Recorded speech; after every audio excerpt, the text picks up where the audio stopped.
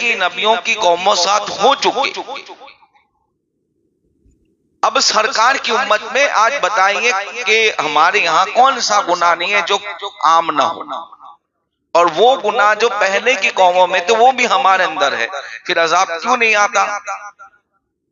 तो फिर कुरान कहता है वजह ये है कि चूंकि तुम्हारे दरमियान हमने हमारे हबीब को रखा है।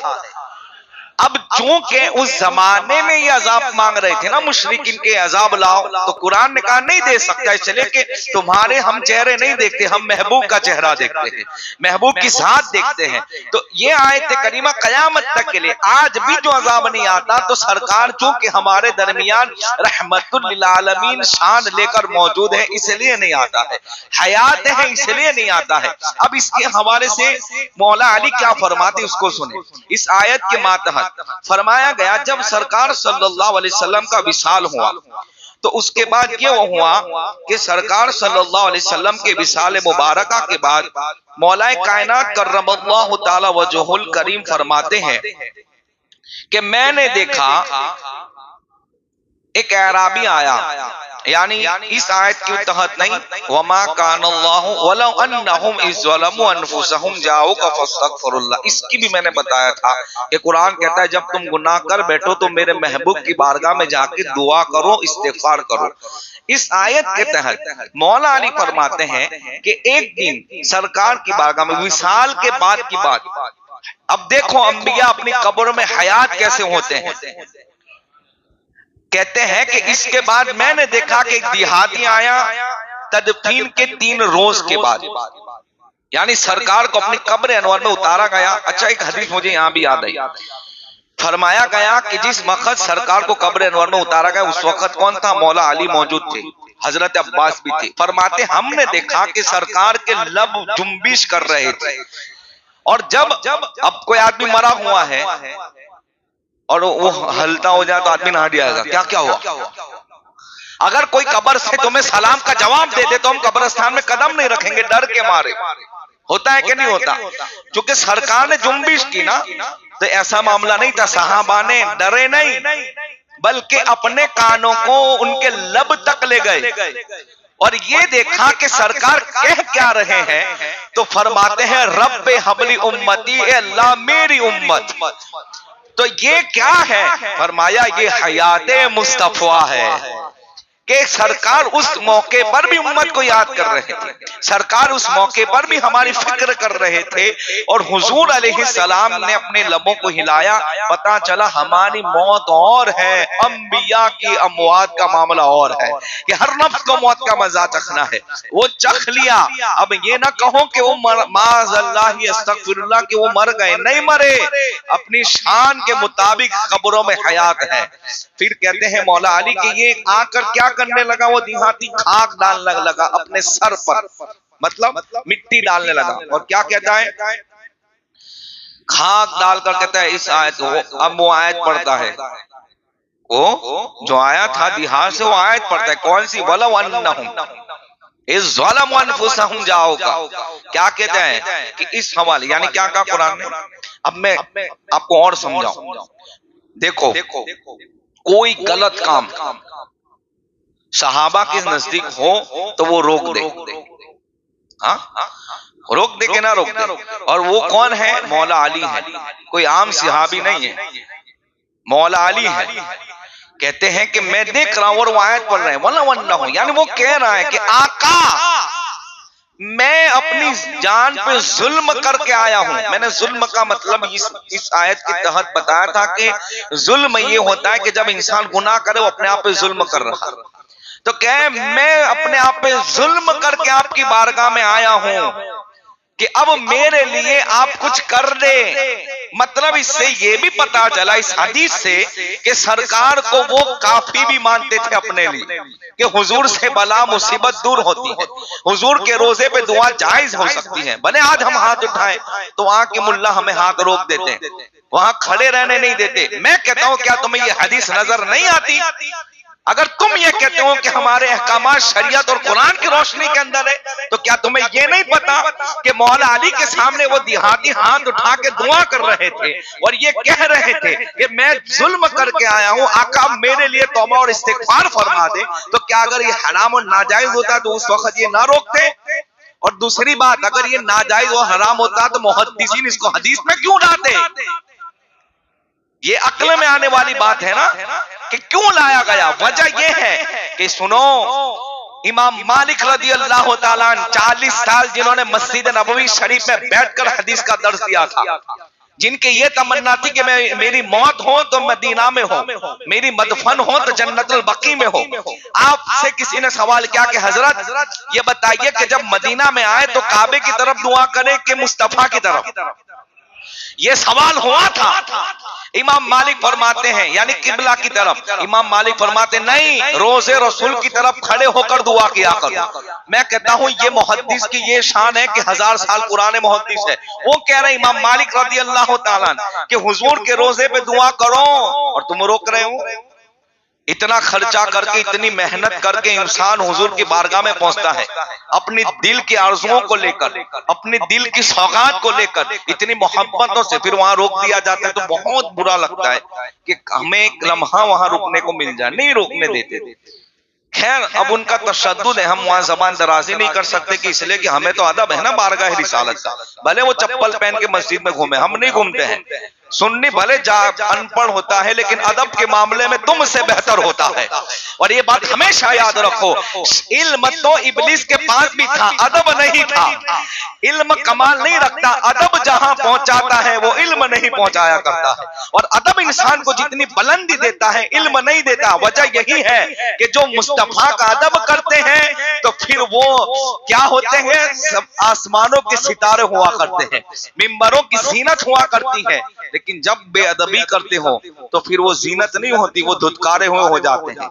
तो इमाम मालिक कहते हैं हुजूर की तरफ दुआ करो। यहाँ यही मामला था, इसलिए कि मुहद्दिसीन के पास हदीस थी, हदीस तो इनके पास भी होती है, लेकिन मालूम नहीं क्या मजबूरी है हमें रोक रहे हैं।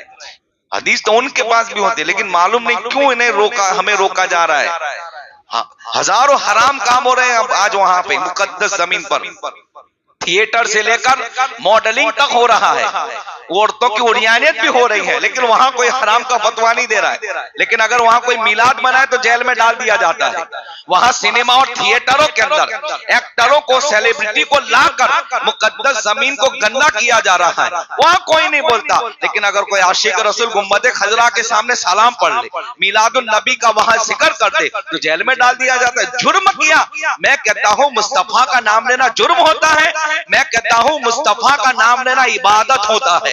जिक्र मुस्तफा इबादत होती है। जिक्र मुस्तफा मुस्तफा को खुश करता है, रब को भी खुश करता है। लेकिन क्या करे, हर एक के नसीबे में नहीं होता ना यारो कि हर एक मिलाद मनाए, हर एक मुस्तफा का जिक्र करे। कोई अंधेरा करता है तो कोई चिरागा करता है। इसलिए तो हम कहते हैं कि हुजूर इसाल फरमाए हैं, दुनिया से इधर के उधर गए, हुजूर इंतकाल नहीं किए, यानी जो मौत होती वो नहीं है। इसलिए हम मनाते हैं हुजूर का विसाल, हाँ हुजूर का विसाल हुआ था, लेकिन हम हुजूर को जिंदा मानते तभी तो मिलाद मनाते हैं। वजह तो यही है ना। तो अर्ज ये कर रहा था कि कहा कि खाक डाल के करा क्या, या रसूल अल्लाह मैं अपनी जान पे जुल्म कर कर आपकी बारगाह में हाजिर आया हूं, आप मेरे लिए रब की बारगाह में बख्शिश तलब कीजिए। अब देखो हयात क्या होती है। फरमाते हैं जब इसने ये बात कही तो सरकार की कब्र अनवर से आवाज आती है और कहा गया तेरी हमने बख्शिश कर दी है। ये हयात है कि नहीं है? ये कब्र की हयात है कि नहीं है? इसी तरह एक हदीस और सुने। क्या मेराज की बात मैंने कहा था कि सरकार ने मूसा अलैहिस्सलाम को कब्र में नमाज पढ़ते देखा। वो मूसा अलैहिस्सलाम को मस्जिद अक्सा में भी देखा, वहां तमाम अंबिया की इमामत फरमाई सरकार ने। तो ये क्या है? कोई सवाल का जवाब दे सकता है कि ये क्या है? वो कौन थे? तो हम कहेंगे अंबिया ही थे। तो अंबिया की हयात मानो की कब्र से उठकर अक्सा में आए। वही अंबिया कि आदम अलैहिस्सलाम अक्सा में, मूसा अलैहिस्सलाम अक्सा में, हजरत यूसुफ अलैहिस्सलाम अक्सा में, इब्राहिम खलीलुल्लाह अलैहिस्सलाम अक्सा में, और फिर आसमानों में गए तो वहां भी वो लोग थे। पता चला वो हर जगह मौजूद भी है। इसी को कहते हैं हाजिर और नाजिर वाला अकीदा। और हमारा यही अकीदा है कि अंबिया हाजिर भी हैं, नाजिर भी है, हर जगह मौजूद हैं और हर जगह उनकी नजरें भी हुआ करती है।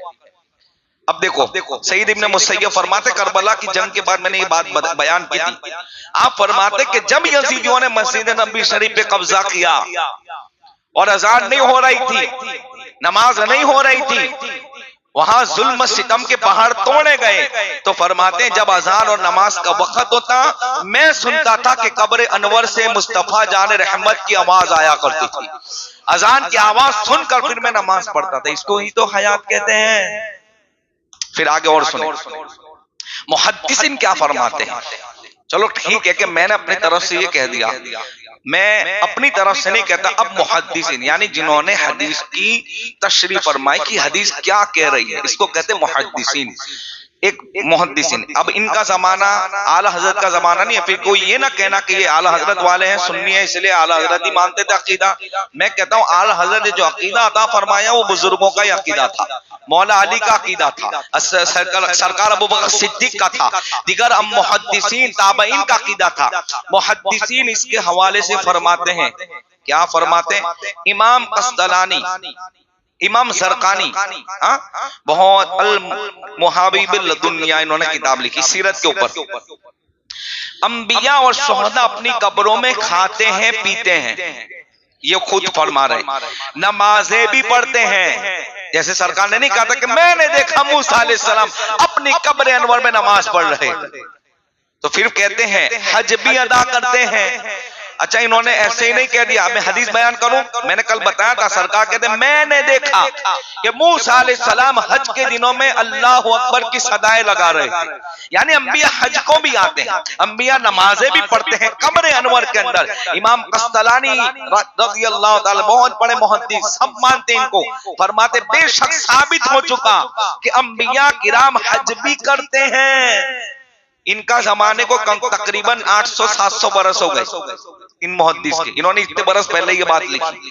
कहते हैं हज भी करते हैं, तलबिया भी कहते हैं। अगर ये कहा जाए कि वो मुर्दा है, देखो अब वो कहते हैं सुभान अल्लाह, अगर ये कहा जाए कि वो मुर्दा है और दूसरे घर में है और वो दारुल अमल नहीं है, तो जवाब ये है कि उनका हाल शुहदा की तरह बल्कि उनसे भी अफजल है। मतलब जैसा कुरान ने कहा ना, वला तक़ूलु लिमन युक़तलु फ़ी सबीलिल्लाहि अम्वात, कि जो राह खुदा में कत्ल की जाए उन्हें मुर्दा न कहो, वो तो जिंदा है। तो फरमाते जब उनका मकाम, बताओ शुहदा का मकाम नबी का मकाम शहीद से बड़ा है कि नहीं बड़ा? अरे उस दिन तो बताया था 27 दर्जे शुहदा के बाद तो वो अब्दाल, कुतुब, अक्ताब, गौस, गौसुल आज़म, असहाब, अंसार, मुहाजिरीन, ताबईन, मुहाजिरीन, अंसार, फिर नबी, रसूल, उलुल आज़म, रहमतुल लिल आलमीन, महबूबियत वाली शान, मुस्तफ़ी वाली शान। तो ये जो दर्जे, तो उसके बाद शुहदा का तो दर्जा। तो फरमाते हैं शुहदा की शहादत के बाद उनकी हयात की ये शान। तो फरमाते इमाम कस्तलानी के बताओ अफजल है कि नहीं उनकी हयात, और वो अपने रब के पास रिस्क भी दिए जाते हैं। जैसे सरकार ने फरमाया कि अल्लाह के नबियों के लिए अल्लाह ने जमीन को हराम कर दिया है कि उनके जिस्मों को खाए, और अल्लाह उनको रिस्क भी अता फरमाता है। फिर फरमाया गया तो अगर वो हज करें, नमाज पढ़े, तो इसमें कौन सी बईद है? वो कहते हैं कि क्वेश्चन लगा इन्होंने आगे, हाँ, कि कौन सी बड़ी बात है कि वो हज भी करे और नमाज भी पढ़े, इसलिए कि वो कब्रों में हयात होते हैं। अब आखिरी, अब मैं चूंकि मुहद्दिसीन ने बहुत सी हदीसें लिखी है, मैं उस तरफ नहीं जाता, मुझे जो बात करनी है। अब आइए अक़वाले सहाबा क्या है, सहाबा का अकीदा क्या था। इसलिए कि लोग कहते हैं ना कि हमारे लिए तो सहाबा मेयार है, चूंकि दीन जो मुस्तफा का आया ना, उन्हीं के जरिए आया। सबसे पहले मुस्तफा के वो ही शागिर्द थे। अब देखो अबू बकर सिद्दीक रज़ियल्लाहु ताला, सैयदा आयशा फरमाती कि जब हजरत अबू बकर सिद्दीक रज़ियल्लाहु ताला बीमार हुए, तो आपने अपनी बेटी, जो कि सैयदा आयशा सरकार की बीवियों में से, हुजूर की चहीती बीवी, तो इनसे पूछा कि बताओ, सरकार अबू बकर सिद्दीक कहते हैं कि आयशा, मैंने पूरी जिंदगी हुजूर की हर चीज पर अमल किया, सुन्नत पर, कोई चीज खिलाफ सुन्नत या कोई सरकार के तरीके के खिलाफ नहीं, पूरी जिंदगी वाकई गुजरी। बताओ सरकार का कफन कैसा था? और कितने कपड़ों का, मैं उसी के मुताबिक अपना कफन भी रखूंगा। इसको भी मैं तर्क करना नहीं चाहता कि आखिरी वक्त में भी। फिर कहते हैं कि उसके बाद मेरे जनाजे को हुजूर की कब्र के बाहर ले जाना, इसलिए कि पहले ऐसा था कि हुजूर की कब्र अनवर नजर आती थी। जब वो यहूदियों वाला हादसा हुआ तो उसके बाद शीशे की दीवार बन गई। ये अलग टॉपिक है, मैं उसकी तरफ नहीं जाता, लेकिन पहले था, नजर आती थी कब्र मुबारक। तो कहते मेरे जनाजे को कब्र मुस्तफा की तरफ ले जाना, फिर क्या करना? कहते हैं कि इजाजत मांगना।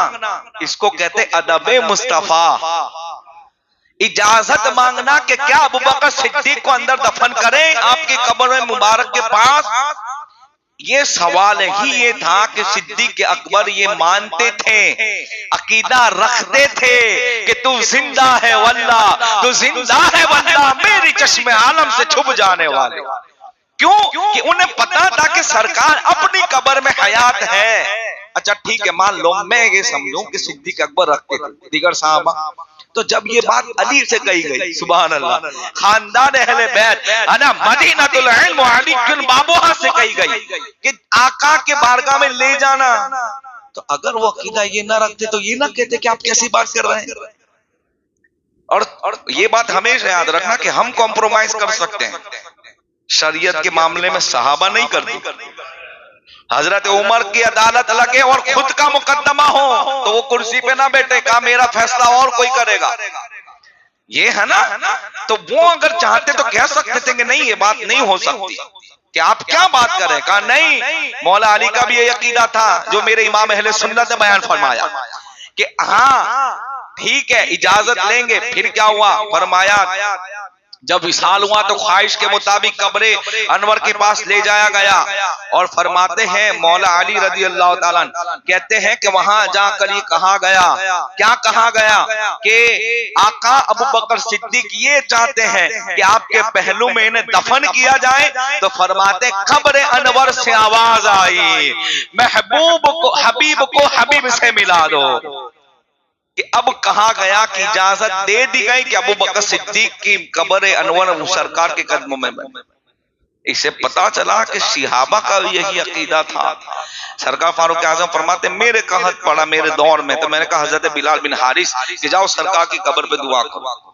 गए ना दुआ करने बारिश के लिए। लोग कहते हैं हाँ हमारे यहाँ मैंने सुना है कि पहले बरसात न था पड़ता अपने यहाँ, तो लोग गनशहीद दादा जाते थे, है ना बाबा। तो लोग कहते हैं कि ये शिरक करने जाते। तो मैं कहता हूं ये तरीका भी तो मेरे मुस्तफा के सहाबा ने बताया है, उस हस्ती ने बताया है जिसको कुरान उस हस्ती ने बताया जिसके बारे में सरकार कहते हैं मेरे उम्मत का मुहद्दस है, जब वो बोलता है तो 22 आयतों का नुज़ुल हुआ करता है। उस हस्ती ने भेजा था। क्या फारूक आजम को नहीं पता था कि अल्लाह की बारगाह में दुआ करो? वो जानते थे दुआ तो रब की बारगाह में है, लेकिन चूंकि हम वसीला अगर मुस्तफा का पेश कर दे तो रब महबूब के चेहरे के सदके में फिर बारान रहमत का नुज़ुल भी फरमाएगा। और ये हदीस है, बिलाल बिन हारिस गए वहां दुआएं की, फिर फरमाते हैं जब मैं दुआ से फारिग हुआ वो हजरत बिलाल बिन हारिस के ख्वाब में हुजूर आए और फरमाया फिक्र न करो बारिश का नुज़ुल जरूर हो जाएगा। ये अकीदा था उनका कि वो अपनी कब्र अनवर में हयात होते हैं। मुहद्दिसीन ने भी कहा, फुकहा ने भी कहा, सहाबा ने भी कहा, कुरान ने भी कहा, हदीस मुस्तफा ने भी कहा कि वो कब्र में अपनी क्या होते हैं? जिंदा होते हैं। तो ये अकीदा अल्हम्दुलिल्लाह हम रखते हैं, और हम तो ये भी मानते हैं कि वली भी जिंदा होता है। इसलिए एक बात याद रखना कि जमीन गुनहगारों को खाती है, नेकों को नहीं खाती, और मोमिनों के साथ ऐसा सुलूक नहीं किया जाता। सरकार फरमाते जब तुम सलाम करते हो तो मेरी रूह लौटा दी जाती है। ये भी हदीस है मिशकात की। हाँ मैं जवाब भी देता हूं। आपको नहीं पता जब इमाम हजरत अहमद कबीर रिफाई, एक बात आखिरी सुन ले, बहुत प्यारी बात है। अहमद कबीर रिफाई बहुत बड़े बुजुर्ग है, रिफाई सिलसिले के समझिए कि बुजुर्गान दीन में अव्वल, सरकार गौसे पाक के जमाने के वो बुजुर्गों में आते, बहुत बड़ी हस्ती है जिनका मजार गालिबन इराक की साइड है। आप फरमाते मैं एक दिन सरकार के रोजे पे गया, यानी वैसे कंटिन्यू जाते थे, हर साल हर वक्त जाते थे। तो आपकी ये मामला था कि आप जब भी सलाम करते थे हुजूर को, कब्र अनवर से आवाज आती थी वालेकुम अस्सलाम सुनना जरूरी ही था और सुनते भी थे। एक दिन तो ये ख्वाहिश थी कि आका आज तो मैं, कितनी बड़ी ख्वाहिश थी कि आज मैं आया हूं तो आपके हाथ को मैं बोसा देकर जाऊंगा। अगर कोई ये समझता है, इनकी बात कर रहा हूं, तकरीबन इनके जमाने को 800-900 बरस हो गए। अब उनका अकीदा क्या था, वो जानते थे कि कब्र अनवर में हयात है। कहते आका सलाम का जवाब भी मिले और हाथ भी दे तो मैं आपके हाथों को चूम लूं। कहते बहुत इसरार किया, फिर फरमाते जब मैंने कहा तो मैंने अपनी आंखों से देखा कि सरकार अपनी कब्र अनवर से हाथ को बाहर निकालते हैं। फिर मैंने सरकार के हाथ को बोसा दिया, पता चला ये हयात ही तो है ना मुसलमानों। फिर कहते हैं जब बोसा दे दिया हाथ वापस हो गया, अब अल्लाह ने मेरे थूक में वो तासीर पैदा फरमा दी। अब सुने खास बात, कहते हैं मेरे थूक मुबारक में वो तासीर हो गई। अगर किसी का हाथ कट जाए और अपना थूक लगा दूं तो अल्लाह उसको शिफा अता फरमाता था। किसी की गर्दन कट जाए, अगर मैं थूक लगा दूं, जॉइंट कर दे तो गर्दन जॉइंट हो जाती थी। कहीं जख्म लगा हो, कहीं हाथ कटा हो, मेरे थूक में वो तासीर हो गई। उस थूक ने यानी मुस्तफा को चूम लिया था, बोसा दिया था हाथ का, जहां जख्म होते थे अपना थूक लगाता था, अल्लाह उसे शिफा अता फरमाता था।